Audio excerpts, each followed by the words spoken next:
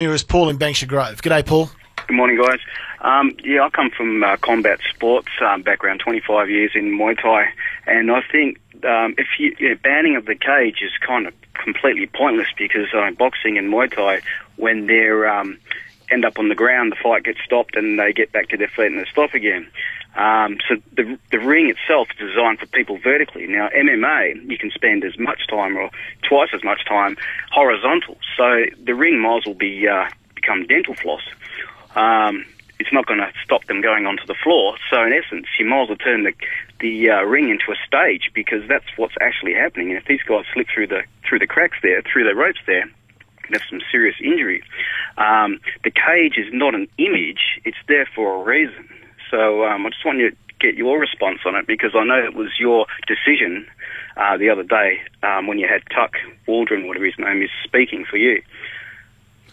Paul, yeah, for listeners, Paul's referring to the decision by the state government to not allow cage fighting in Western Australia. My view, Paul, is it is part of the image.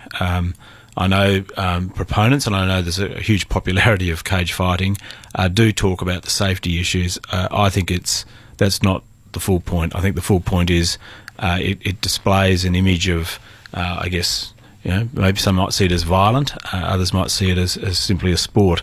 But we've looked at it. We've looked at it carefully. We've listened to both points of view, and we're not prepared to allow cage fighting here.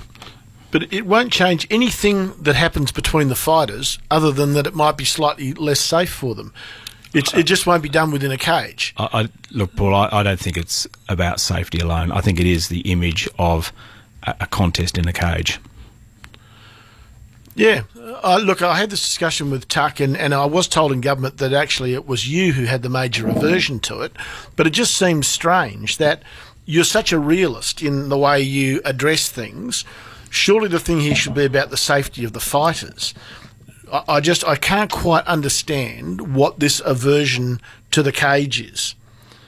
Because the violence is taking place whether there's a cage or not. Yeah, but I think that the cage adds to a sort of almost a gladiator environment, that sort of spectre of watching what can turn into or a perception of a violent contest between two athletes. So you just don't like the imagery? It's largely to do with the imagery of having that sort of sport or entertainment into Perth here. So you wouldn't care if it made it less safe for the fighters?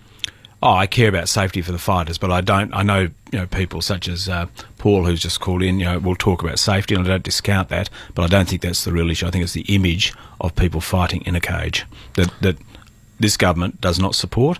I know there are mixed views in the community, but I suggest there are also many people out there who don't regard people fighting in a cage as appropriate. Okay, thanks, Premier. Thank you, Paul. See you in a fortnight.